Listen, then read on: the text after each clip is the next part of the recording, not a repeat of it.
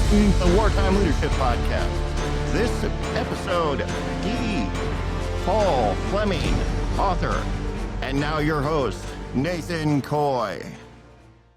Man, Jeff, I love how these conversations just continue to grow, continue to blossom, continue to get deeper and deeper into the lives of our guests. Today, D. Paul, listen, I've read enough, I've listened enough to your stuff to be able to kind of know, think that I know where this conversation is going to go. And I think it's going to be an absolutely great experience. How are you doing today? Living the dream, Nate. G, living the dream. Living the dream. Where are you coming to us from? I'm in an undisclosed location east of Omaha and west of 42nd Street. But don't tell anybody. Hey, Jeff, did you get that? Did you get the coordinates down by Working chance? on it.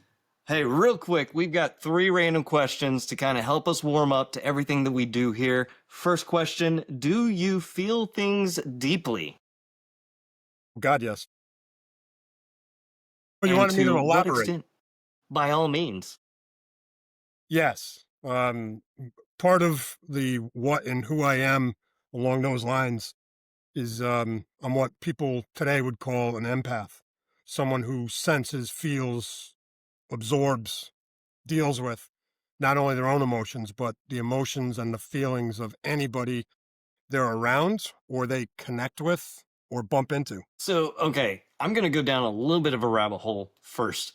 Did you ever feel that, like was there an experience that happened that kind of drove you to feeling things like that? Or was it just kind of something that grew and metastasized over time? Now, I was born with these gifts, and I mean born with them. I would piss people off from a very young age by looking at them and saying, they would say something like, well, I don't feel blah, blah, blah. And I would say to them, yeah, you do. You're angry, and I would tell them why in front of people, purely, not understanding or not caring what the response would be, and that always gets you in trouble when you call people out, when they're trying to say something, especially emotionally, that they're not Yeah. feeling, Yes. Man, that would actually be, man, it's almost like a double-edged sword of being able to help people walk through their feelings, but at the same time, like, tell them exactly what they're feeling when they don't know how to describe it. I wish I had that with my son, that's for sure. It's not as cool as you think it is. I was born with similar things. I'm more empathetic, so I feel the feelings, not just tell you what you're feeling, but that can ruin your day in a heartbeat. I mean, you start taking on everybody else's, and then for me, I just learned to shut everything off, and it's taking years to get normal emotion back. Wow. Yeah. You can't do that Yeah. walking around in the field getting, pop, pop, pops and stuff like that. So you got to shut her down. Yeah, when you're picking up other people's anxiety and other people's anger, and you're all of a sudden you're angry out of the blue, and you have no idea why. You went from having an awesome day to you're enraged, and Yes. you don't know why. And it took me a long time to figure that out and figure out how to release and put up protection so that I could still sense what other people were feeling, but I no longer took it on. That took some work. But once I figured that out, I figured out how to, meditate and breathe and release anxiety. And now I teach and help, especially, anybody, but fellow vets, how to do the same. Fantastic. Wow. Yeah, that's great. Question number 2. Random Yes. question. What's the worst thing you've ever done? Worst thing I've ever done? How long is the show?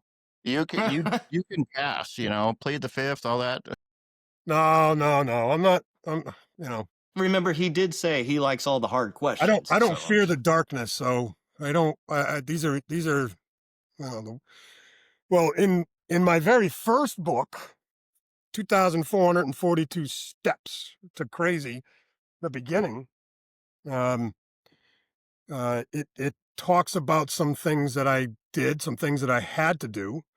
And then in book 2, to Steps to Crazy, it talks about joining the military and the reasons why I joined the military, including at the gaveling encouragement of a gentleman with a very sharp suit and a black, overcoat he sat up on an elevated bench overlooking. He was strongly encouraging that I report back to him with some enlistment papers, well before my 18th birthday. I haven't yet spilled the beans on what it was that man in a beautiful robe was talking about, and why he was encouraging me so wonderfully to become a part of the military family, right? I But think it's going to come out in one of yeah, these books. I think my Was that uncle the had that same guy. was that, was that the worst thing I've ever done? No, no, that's Mm. a healthy laundry list. So where would I start? I would probably say drinking. Drinking is something that I look back on and say, if I could change anything, would I change that? My answer is always no, because I wouldn't be where I am now. I wouldn't have the lessons and Mm. all the things that go along with it. But I would say my life would be an interesting view if I never started drinking. And I never did drugs or marijuana or any of that, and I never really got into um deep deep serious trouble. Let's put it like this. I was never convicted of a felony, Yeah. okay? That's And a I'm not safe about one. to start confessing on, the Nate and G show, right? We do not condone any lying of any sort on this show. So, I mean, Dun, dun, dun, obviously, you dun. you had da, da, da, da. Obviously you had enough of a clearance because you were on submarines, which Yes. we will talk about a little bit later. So, I mean, you couldn't have done anything too bad, especially given the surprise there. What is something about you that would surprise me? Well, I did have a top secret clearance, so it's no big deal. I, Everybody's got one these days, right? all three of us have had Right. them then. So. Right. So, well, if you're playing in the radio realm, I'm betting you had a bump or two above that. But you A know, little bit, yeah. all right. So what was that question, Nate? I'm old. I lost my memory here. What was the question? What is something about you that would surprise me? I'm not gay. Well, there it Okay, is. I am gay. No, neither of the. I wanted to see what the reaction. Keeps everybody guessing. Okay, how about this one? I've been married for almost 40 years with 6 kids and 9 grandchildren. Would that surprise you? Well, you definitely don't look old enough for that. So, yes, we will take that as the answer. Hey, CD, these weren't so horrible. And we started to go down some rabbit holes mainly because my train of thought really gets going whenever I start talking to people. So, why don't you walk us down where you've been, how you've kind of come up to this point in life? Like, what has built the deep hull that we see in front of us? That's what people want to know. Well, um, I'm a product of a brutal upbringing. And I mean a brutal upbringing. And that's where I get into that first book, telling that story about childhood trauma and physical and mental abuse and so on and so on. Led me up to being on my own. Before I was 14 years old. Look, we got the same pens. Check it out. Easily distracted, right? Yeah, I, absolutely. I worked full time when I was in high school. Loved playing football. Went in the military at 17 and did extremely well. I was bored in boot camp, but got another stripe, and then was meritoriously advanced out of A school. Got 3 letters of commendation. Went and saw a captain for the first time in out of A school. And you think that's a good experience, but as an E1 becoming an E2 right out of recruit training command, and you're called to see a captain. Listen, all you're doing is crapping yourself the whole way and trying to figure out if you're spitting polish, and guys handing you awards, and you're swearing to God that you want to get the hell out of there. But anyway, I went to more schools and so on, and went to sub school. Went into the fleet, followed my grandfather, who jumped reservation back in the 20s, and joined the Navy as a white man instead of a Native American, and was in submarines in the Pacific prior to World War II, did war patrols, and spent a Wow. career in the Navy, retired as a lieutenant commander from the enlisted E1. So I followed So him into the subs. so Um, what tribe did was your grandfather and thus passed down? Native American. It's all one tribe, baby. We're all one. We're all one. Well, I See, was out I in that I do neighborhood fall that myself into Cherokee. So, and being from Oklahoma, like everyone in Oklahoma, right? Everybody is something, you know. is So that where there's a you are? lineage of what's there. I am Cherokee, yes. No, I mean, are you in Oklahoma? Yes. So, my grandfather and great grandmother were were pushed on the reservation in Oklahoma from the North Platte River. It was the Okay. Pawnee. My grandfather is Pawnee, and my other half is Sioux. Okay, Wow. Hey, so same here. Where Sue? so Lakota Sioux. So when G here says he's in Wyoming, I'm saying, boy, I'm gonna kick you right the hell back out of there one of these days. Hey, my great grandmother was full Sioux. There we go. So you belong there, and I'm glad you're holding the grounds for us. Okay, I'll be out to see you soon. You know, Yeah. The rest of me is all, as you can see, is all Scottish. So, I was gonna say you do look like a Scot, right? yeah, that's where most of the genes came from. So are you guys gonna let me finish my bio, or are you gonna just keep randomly cutting me Fine. off? All right. So I joined the Navy, then got married, had kids, and here we are. Da-da-da-da-da-da. Anyways, so, so so you jump into the Navy. You're following in the footsteps of your grandfather. You're going through boot camp. You go to sub school. What was your first deployment? Like, what was your first boat that you were on? Hop on a transport, leave the East Coast, fly to Africa, spend however long it takes for a military air command to get you into Diego Garcia in the middle of the Indian Ocean. You familiar with it? So I jumped on my boat, a 688 attack class, Los Angeles class attack submarine, SSN 700. Is that ringing any bells? Tom I don't Clancy? know. Yes, it is. So I get on board, guess what? The USS Dallas, SSN Oh, 700, right? In in Diego Garcia on the second half of a IO run around the world, leave Groton, come back through the canal, cruise. Okay. Hit the boat, I'm just, I'm still a nub at 18, because I went in the military at 17. Hit that boat, and my first experience with the Cobb, God is my witness, turned out to be a member of the Scorpion crew. Okay, if you're not familiar, the Scorpion went down with all hands. yes. Well, my first Cobb, senior enlisted man, was a crew member on the Scorpion, and he was emergency evac'd out a handful of days before the boat went down on eternal patrol because his wife had a miscarriage. He just passed not too many years ago. Okay. Anyway, so I'm Wow. brand new to the submarine world and the rest of the world, and I'm already halfway around it. And what's the Cobb tell me? Commanding officer wants to see you. Grab your gear and go meet him down at the officers club. And I'm like, what is it with the captains that want to see me, man? That judge really did have some long arms when he said he was going to be watching, right? So I go see the captain. He looks at me and he says, "Listen, we've got a major turnover going off there. Petty officer or third class or seaman. Well, I was E3 then. I wasn't a petty officer yet. Anyway, he goes, I need you to qualify submarines and all your watch stations as quickly as possible because we are the hottest boat in the Navy." Of course, I'm just standing there saluting with both hands and go, "Oh, Jesus, right? Captain of a U.S. submarine. I mean, this is a powerful man, right?" Okay. Oh yeah.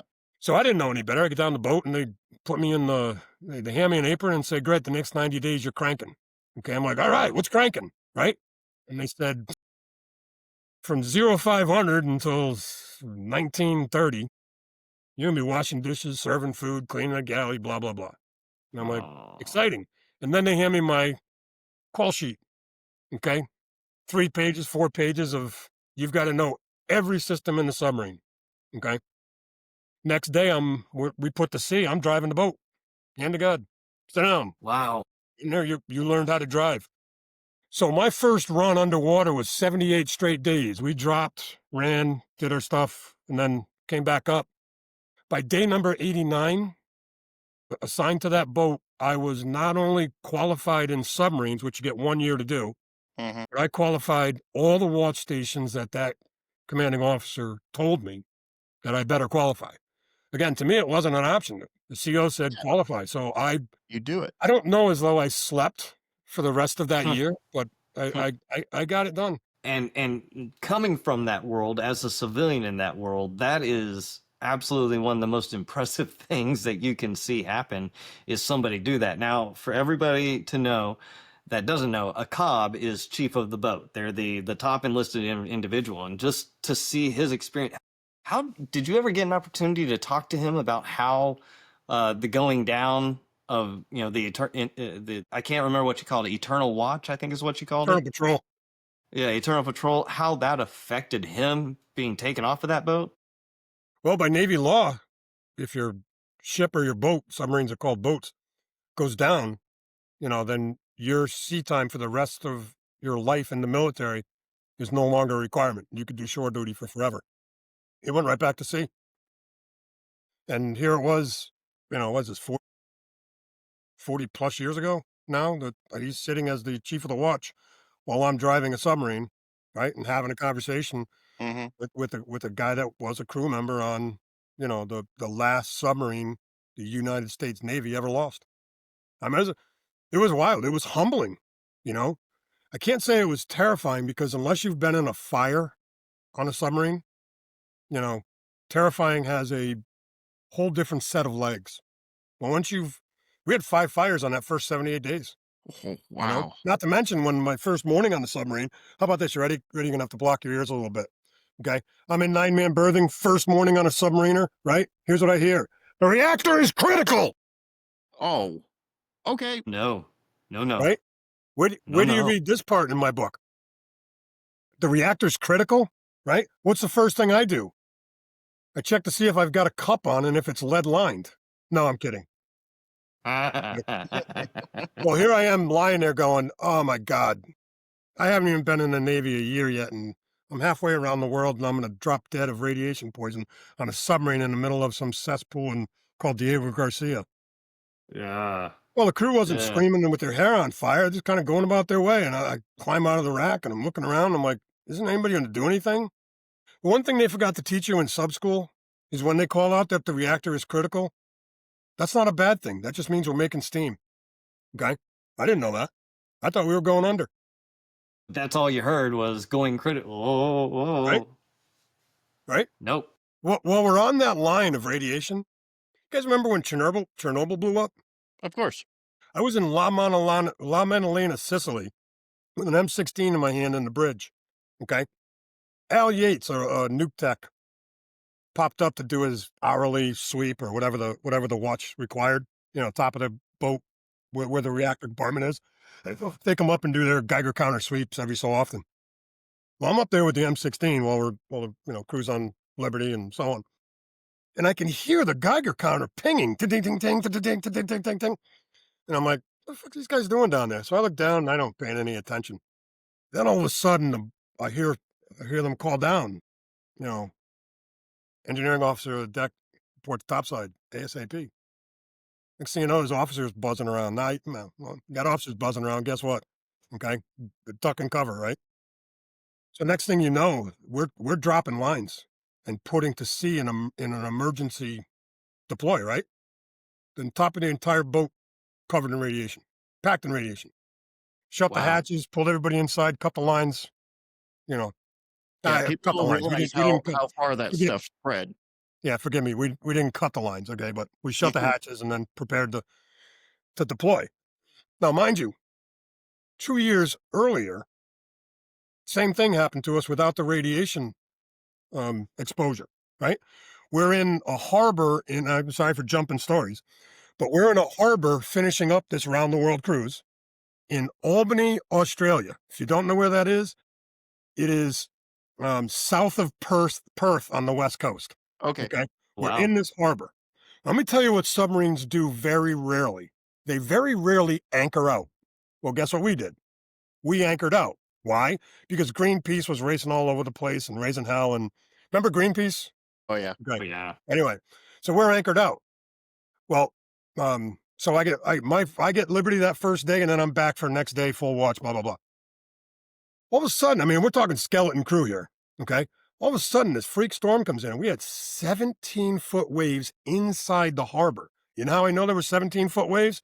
Because that's the difference from the Fairwater Plains to the waterline. Okay. And when you Wow. qualify submarines, you do not forget that a fast attack Los Angeles class submarine is 369 feet 6 inches long and displaces 6,900 tons. Listen, I'll bore you to death with all this crap. Okay. Next thing you know, the question of the century: where is the original anchor of the USS Dallas to this day? It's in Albany Harbor. Our anchor chain broke and we started running aground. Whoa. Imagine Greenpeace's reaction when a nuclear powered submarine that they've been protesting just ran aground and say, I don't know, cracked a hole in the hull. Okay.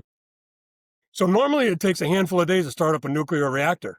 You know how long you can start it up when your fathometer is sounding 6 feet, 6 feet, 4 feet, no reading, no reading.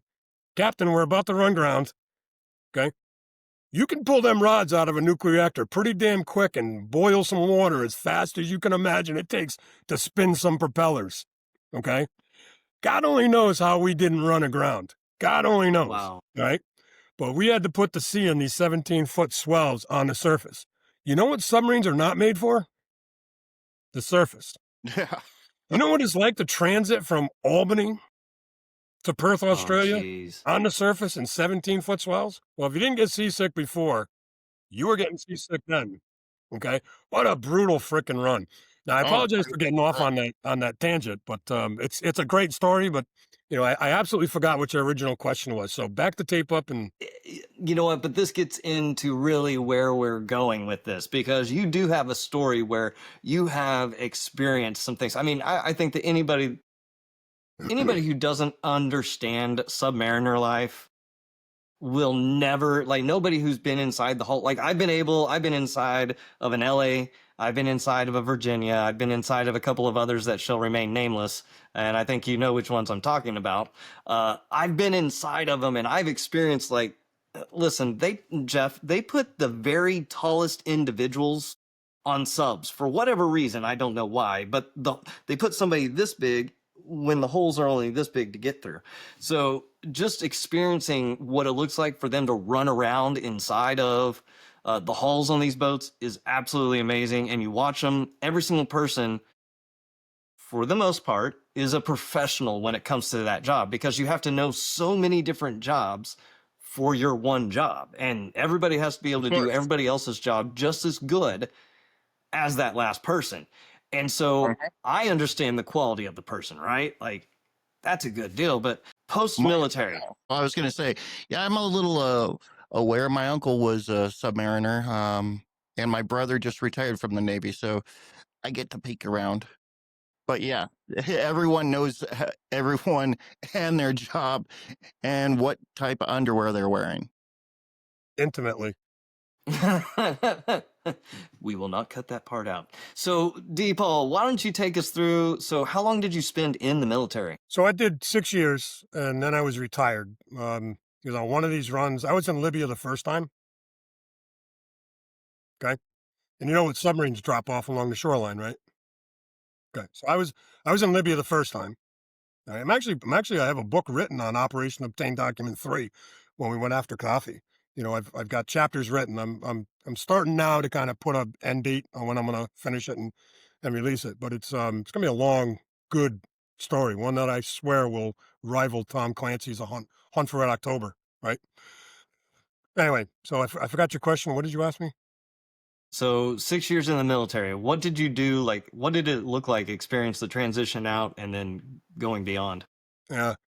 So I got run over by the boat and a surface ship doing personnel transfers and orders because we were getting orders by paper, not by comms, all right, because of the Walker family, all right? And when we wanted to do certain things, it came in briefcase, okay? So we'd have to out chop, pop, transfer, drop, go back into our hot box, right? Well, on one of these transfers, I was the guy on top. I ran deck div, so I was on top. And the cob, it's not it was another cob, not um oh god, now I can't remember his name, not the cob that was on Scorpion. Anyway, um he wanted me to help integrate an E5 torpedo man, and I was either an E4 or an E3 into the crew, so he wanted me to have him be my topside line tender. Well, that rat bastard wasn't paying attention. Wave came up, hit me from behind, sucked me right between the boat and the surface ship. Next thing I know, I'm a turtle looking up through about 18 inches of water, and I start hearing the crunch. And I'm like, fuck. Okay. Next thing I know, I'm floating above the submarine, about 30 feet, can feel something beside me, but I can't see it. And I'm watching them pull me out of the drink, you know. Wow. And then 30 hours later, I wake up in Iraq, not Iraq, in a bunk. You know, they didn't teleport me to the country of Iraq. I woke up in what we call Iraq, but a bunk, right? And needless to say, that guy didn't tend for me again, but it fouled me up. It fouled me up really bad, really bad. And you know the military, right? Suck it up, keep going, and it just got worse and worse and worse. And then one day I finally collapsed, and you know, at the end of my ride, they retired me. You know, so Wow. So was the Dallas your only boat? only, that's the only command I served on in the fleet. Okay. Dallas is a LA class boat, and I love the LAs. Right. The LA was oh, you look like you don't. That was the hottest boat in the Navy. Yeah. The Dallas was the hottest boat in the Navy. We went everywhere the government needed us to go, and then some. I was deployed 2 years, 1 month while I was attached to that command for 3 years, 2 months. So 2/3 of the time I was on that boat, we were hot and out. Wow. Okay. So you get retired out of the Yes. military. And what did you start doing once you left? Like, how did you maintain your purpose? How did you do those types of things? Yeah. So I got to be honest, my purpose really didn't come about until maybe 10 years ago when I said I've got to find peace. Between then and what you're talking about, um, I was I had I was sent from Navy to VA. So I show up in Boston, seventh floor, and I write about it for the first time in A Date with Suicide when I start, where I explain why veterans are killing themselves at a rate of 50 a day. You know, and for me, it was to walk into the VA. Here I am leaving, out of the military and thinking everybody's got their crap together, right? I walked into the VA and I have never seen such a disastrous clusterfuck in my existence. Okay. I had paraphrase. I had a meeting with a doctor for 4, maybe 5 minutes in a closet. And that was my post-military eval of how they're going to find out what's wrong with me and give me medical service. And next thing I know, some time goes by and I get a letter in the mail that says, you're a disabled vet, and I can remember almost throwing this thing away. And I'm like, hold on, you're going to need that. Long story short, it advanced to retirement, and they never did anything to take care of me until we had the opportunity after 2016 to go into private care. Once I went into private care, I started getting answers. Then once I started Hmm. getting answers, I was able to say the next piece, which was, I want to find peace. Hmm. Now, between that episode and, the finding peace, got married, had 6 kids, and I now have 9 grandchildren. So, what you thought was wrong, it was true. Married for almost 40 years with 6 kids, and last count was 9 grandchildren, but you never know with these guys. Oh, Man, just having gone through the VA experience, I can tell you, and you've probably seen it in recent years. It's gotten a lot better than what it once was. My father's actually a DAV officer. He's here visiting us this month. He actually deals with veterans all the time. He's a Vietnam vet now doing this full time as his job, is being a DAV officer for military members, helping them get the disability ratings that they should be getting, not what they want to get, but what they need to get to be able to take care of families and stuff. But I I want to say thank you because it's because of you and the different arguments that your generation of veteran experience is why G and I get the experience that we have now, because of how much raising hell that you all had to do in order to get it, quite Well, frankly. I can piggyback that and tell you that I spent 10 years traveling back and forth to Washington D.C. as part of an organization called Vet First, right? It was a retired Master Chief Hesser was a big shot. He's buried in Arlington now.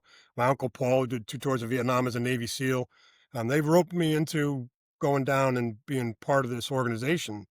Um, and I spent 10 years as one of 8 nationally elected board members of the Vet Force. Well, what's the Vet Force most famous for? Public Law 109-461, which is commonly called the Vet First Contracting Act. And along with Executive Order 13360 signed by Bush, 3% of all federal spending has to go to disabled veterans. And all of VA spending has to go to the disabled veteran first, veteran owned second, and if they can't fill the billet there, they can go outsource. But that's, I spent 10 years as part of that organization that got those laws passed. There's a lot more to it, but that's kind of the soup and nuts of it. Mm. Wow. So where you say that you came to peace, like what was it that kind of triggered your ability to come back around to peace? The never ending mental argument with I don't want to be here anymore. The never ending physical pain, constant anxiety, the drugs from the VA, the no answers, the physical pain, the mental, the trauma, all of it. All the things that build up in a life that never get addressed or answered or put in a direction, right? Yeah. One of the reasons our veteran suicide rate is so high, and especially for veterans at the age of 60 and up, not something new. It's been going on since pre-Vietnam. Once we as people, not just veterans, but once we lose that purpose, right? And for most people, a purpose is a 9 to 5 job, plus or minus, you know what I'm saying, right? Once they start heading into that retirement, there's nothing left in front of us, nothing to be racing towards to keep us mentally away from all the stuff, all the trauma Oh, in yeah. our life. So when our existence starts slowing down, all that crap that we've been running from forever comes screaming up and Mm. meets you at some point.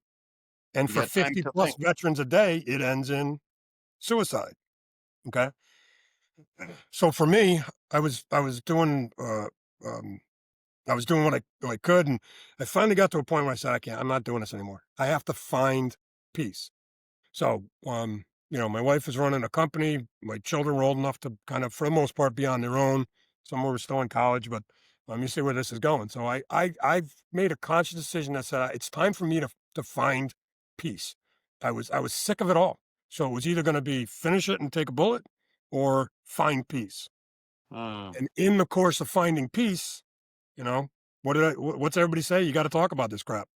Well, I wasn't a big fan of talking about it. So I sat down and wrote about it. So when did you write your first book? First book was probably published, maybe 3 years ago. I mean, I'm sure it's in there, but it took me 5 years to write it. Because if you've ever, I shouldn't say if you've ever, anybody that's gone through trauma, there's different levels of dealing with it, right? So you just don't walk in and stare at all the trauma and say, "Okay, so let's take care of these things." Right, dun dun dun dun. Okay. Yeah, exactly. So I had to navigate a path without any help, right? So I lean on my spirit, my faith. I lean on the spirit guides that are around me. Okay.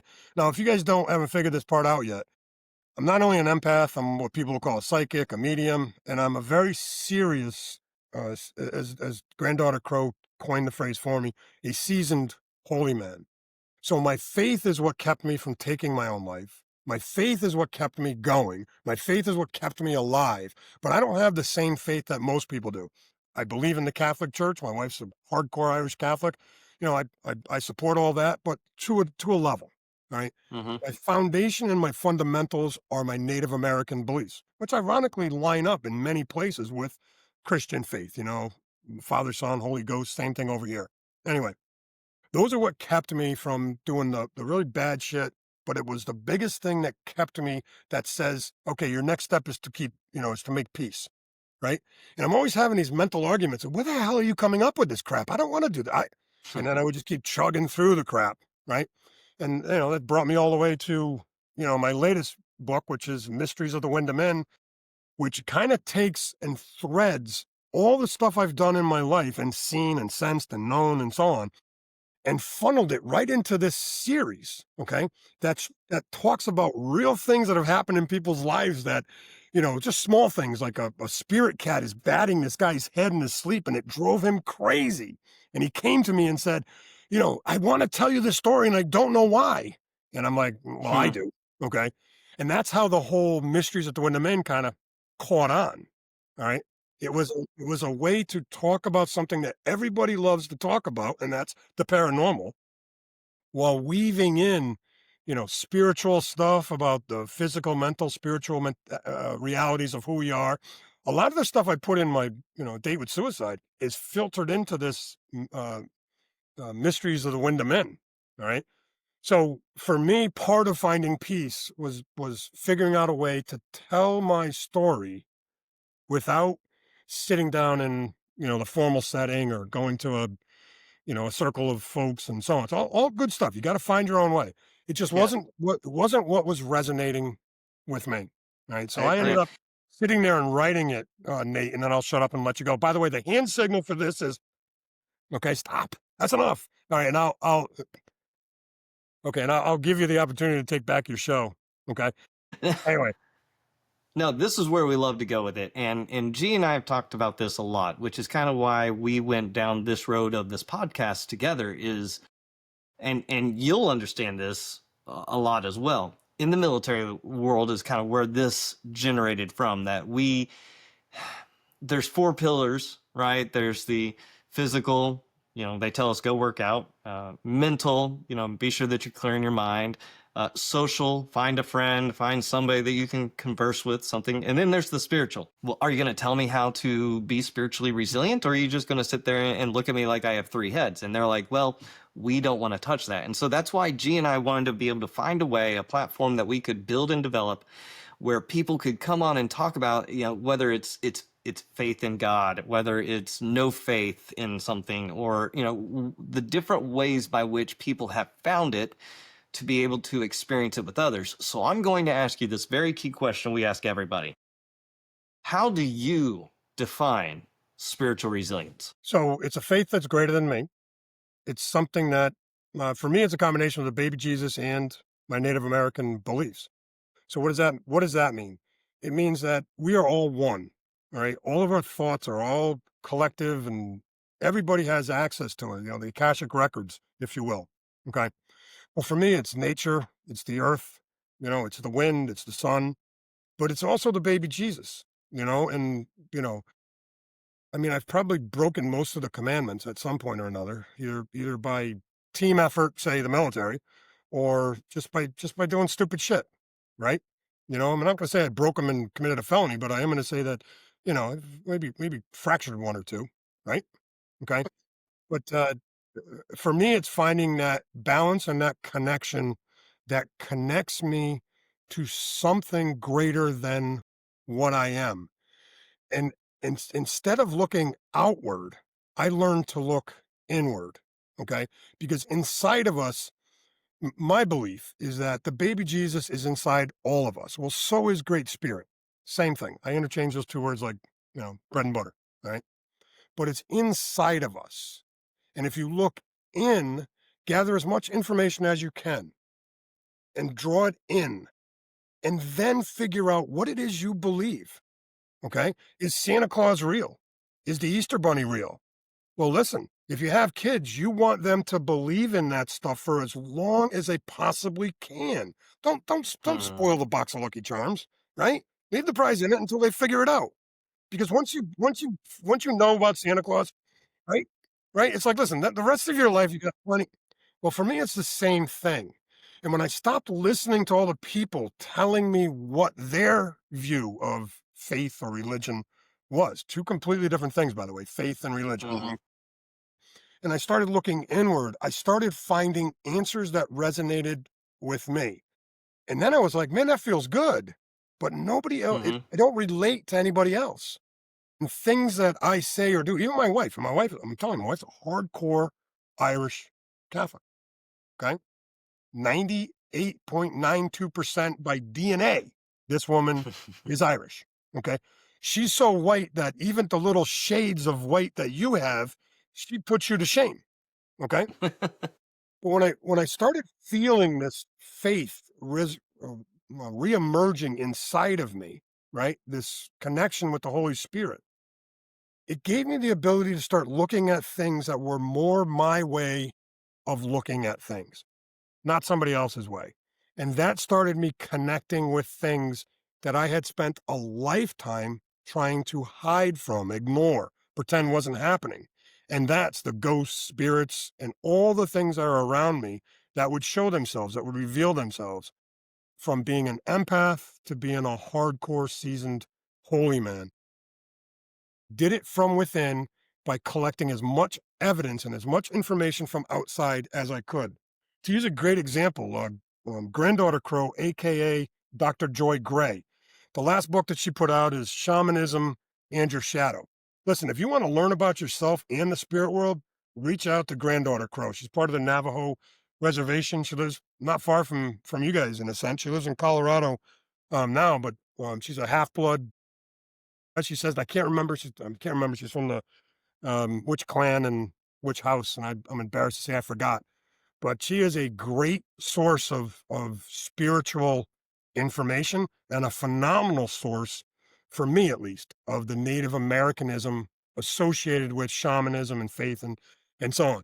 So to close that loop, Nate, I took a very wide brushstroke of spirituality and spent a ton of time, years, studying it. Everything from sage to Sunday church and back again. I like And that's that. kind of how you culminated in what has become your line of thought and your peacefulness that you found. Now, I know back in college, I took a course called Religion and Politics. And they had taught on very specifically looking and reading the books of the specific religions and being able to associate what the political structure was of that group. And I remember one of the books that we read through was by a very famous Lakota, which was Black Elk Speaks, was the name of that book. Yep, read And them. that was the first time where I, even being coming from the Cherokee heritage, we don't explore it as much in modern society as they gave us in the form of those books. But Black Elk Speaks was absolutely one of those ones that kind of opened me up to what it looks like in the Native American culture, like what the sweat lodge is used for, what the different the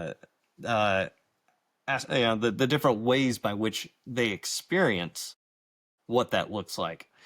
So that kind of opened me up to what it looks like for their political systems of how they operated and stuff like that. So, yeah. So to me, in Black Elk Speaks, that again, to me, that was more of a broad brush of everything he was putting out there. If you want to get into the weeds, another great Lakota chief was Chief Fool's Crow. He died at the age of 99, and he spent his lifetime doing healings. Now, he would walk you through, through the guy who wrote his books, what he does in his 4-day ceremonies to heal people. But he would only do it in that generic line sense, where he'd go under his robe, he'd talk to the spirit world, he'd tell you about the guides and the folks on the other side of the veil, and then how they would say, go find this plant or find this root and turn it into a tea and so on. But he wouldn't get into the specifics, so I dug deeper and deeper and deeper and found out why. And if you look at it, in my opinion, 99% of what true Native Americanism is, shamanism, holy men, and so on, they don't tell anybody about the spirit world or how it operates. You have to earn, again, I got to be careful how I say this. You got to earn your way in, but not by flesh and bone. You got to earn your way in by the spirit world accepting you to move to the next step. Okay. And if you don't accomplish these things that you can't, you really, there's no checklist, right? It's not the military. Here's your call card. Get it done. Yeah. Okay. You got to figure this stuff out. And the same thing can be different for another person. The three of us could go through, looking for the same outcome, right? But we're going to get there a different way and we're still there, even though, I'm a big sage guy. All right. Sage, sweetgrass, tobacco, and cedar, the four elements Great Spirit gave us to take care of darkness. Okay. But again, a broad stroke. But I use those tools in a way that others don't. And people that I'm around, they say, man, what makes you think that sage works?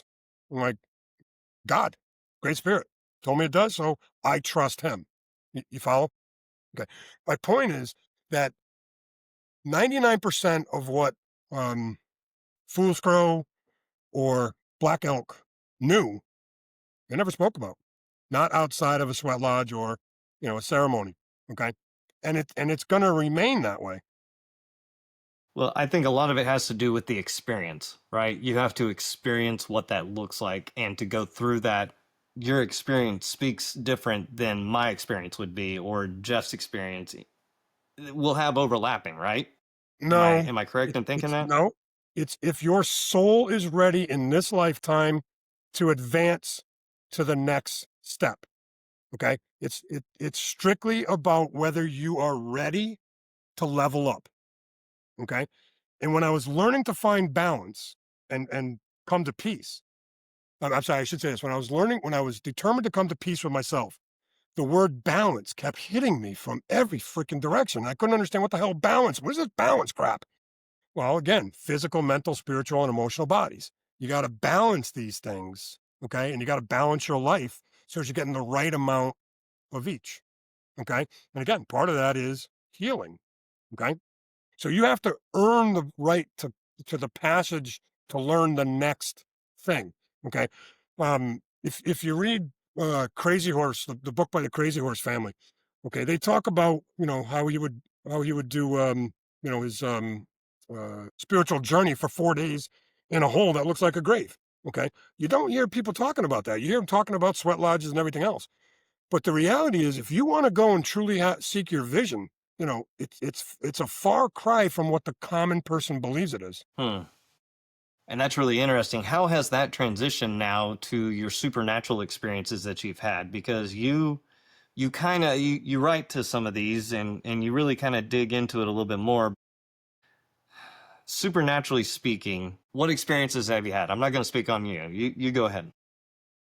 Well, that's a very serious question, one that I deal with every day, and I can't tell you how many there's been, um, but I can tell you that finding peace and accomplishing certain things put me in a position so that the spirit world would let me see, sense, and know more.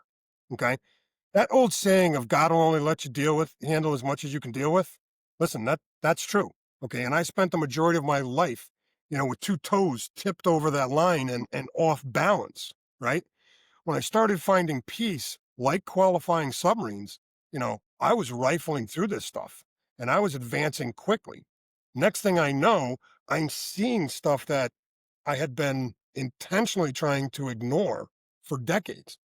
But now it wasn't fearful. Okay. Where does fear come from? Fear comes from the unknown, right? Once you understand something, it's very hard to fear it. Okay. So I understand the devil and how he works, not, and again, in a broad sense, in darkness and how it works. Once I started figuring that out and seeing the power of God's light, right? Once I started accepting that and seeing it, I had no more fear of what I couldn't see, or walking into a room, or the noises or the crashes or shit being thrown and stuff like that. And then once that happened, it was like all the pieces lined up. So everything from poltergeists to dark entities. Okay, Mm-hmm. they no longer bother me, and I religiously go out there and clear this stuff out by being a hollow bone to move God's light and bring everybody from Archangel Michael to other folks forward to remove darkness. Okay. Fascinating. Same thing with healing. Okay. So if you want to know some of the things that I've done, that's a long conversation. Hmm. But I like to say that the most challenging things I've been up against, sorry guys, uh, the scariest things I've ever encountered wasn't in the spirit world. It was the living. I have to agree. Huh. the shit on the other side of the veil, okay, I feel more at home with that than most living people, okay? And the most dangerous spirit I've ever encountered has been and remains inside the living, okay? Because when the living is either possessed or just normally a douchebag, okay, they absorb so much darkness that if you're not trained, they will suck the energy out of you in 2 blinks of a lamb's ass, right? Okay. Wow. So I had to learn how to protect myself, like we were talking about earlier, and make sure that that doesn't happen. Once you get to that point of understanding, for me at least, understanding that the living is the only thing that you really should be, you know, fearing. And, once you stop fearing the darkness, then you allow yourself to open up and bring in the light, because again, fear is what attracts darkness. That's what they live on. Hmm. Right.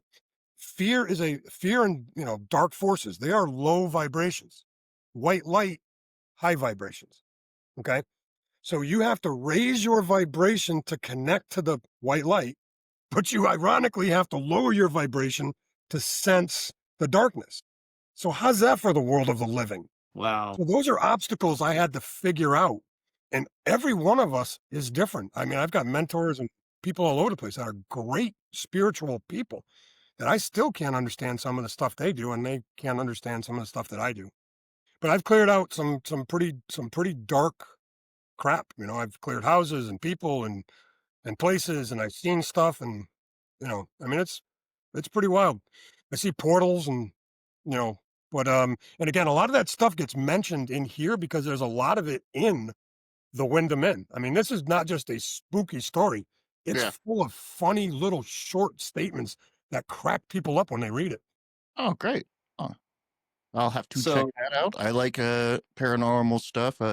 Been into it since I was a kid. Me and my old man, that was one of the few things that we had in common. We'd watch any of the documentaries on aliens and paranormal. You know, when X Files came out, I had the poster that with the flying saucer that says "I want to believe," and that's hmm, how I look at most of life. I want to believe. Okay, so my first Alien, I was absolutely confident in my mind. It had to be the amount of alcohol I drank as a younger guy. It had to be, the knocks in the head, the fact I got run over by a submarine. Why am I seeing an alien? And it wasn't too long ago that I needed healing on my knees. I couldn't take the pain anymore. And I was hmm. praying hard. Next thing I know, I'm physically staring at an alien, right? Having a conversation, where you from and so on. So my belief in the celestial world, is that the right word, G? Okay, changed as I physically connected to an alien who looked like an alien right out of, the Sigourney Weaver and the Alien, who was there healing or trying to heal my knees, at least drop the pain level down. Now I've seen some wild stuff, and some of it, I make as characters inside these books. Like a three-legged crow. People are like, where the heck did you come up with that? It's like, well, I've actually seen it. Okay. Hmm. So, anyway, I don't want to go off on that long tangent, but No, by all means. Jeez. And I'm looking, at the books that you have online. We will put a link in the description for all of your books. You have 4 books, correct? so 3 are out. Mysteries of the Wyndham Inn is available on paperback October 1st. Okay. And I'm telling you, I got a feeling that this series is going to get picked up by Netflix or Hulu. All right. That's just the chatter I'm hearing. I know this book, about part of my life is going to be made into a movie because my kids keep dreaming about it, and, they're telling me, right? So I asked, and they said, yeah, that's going to be a movie, but you'll be aware of it. Like, oh, so you're saying I'll be dead? And of course, they don't answer that. They said, we said you'll be aware of it. So that's a polite way of saying I'll be dead when it comes out. Great. So you're saying sell the movie rights now and spend the money, right? Hmm. Don't pass it on to anybody. And of course, your kids are going, that's how we're going to make money off of You know what? And I let them believe that. And the day they read the will, Lord help them. it. So you've got that one, you've got the Wyndham, and then the third book is actually 244. Oh, So a date with a suicide. date with suicide. Okay, believe it or not, I actually had the cell phone to the Secretary of VA when I was part of Vet Force down in DC, and I wasn't just a veterans advocate helping them with their disability ratings. I was the go-to guy for people that were suicidal, and I still am. Okay, I helped a lot of vets, and at the end of that process of helping them, you got to get them into the spirituality. That's why my ears perked up so much when you said, the two of you guys are working on that critical fundamental piece. For a lot of guys, they'll try to start the spiritual piece early. You got to Mm-hmm. do the physical, you got to do the mental, you got to do the emotional, got to have the spiritual. I encourage folks to kind of put the spiritual piece in last, not wait for it, but really develop it last. I'm not saying Mm-hmm. don't go to church, I'm not saying make it a piece, but really hit on that after you've handled the physical, until you have a solid handle on the physical, the mental, and the spiritual. Okay. Because it's hard to have faith when you're racked with anxiety, the physical anxiety that's just making you insane, or the physical pain that you're in, let alone the mental pain or anguish.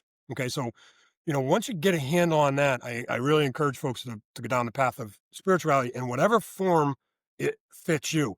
And the Yeah. latest vet that I was working with, I don't tell people to go to church. I just say, find a spiritual path. He's been going to church religiously every Sunday, and it has become a cornerstone to his, finding peace or moving in the direction that he's going in. He's no longer in that place that he was. That's great. Yeah.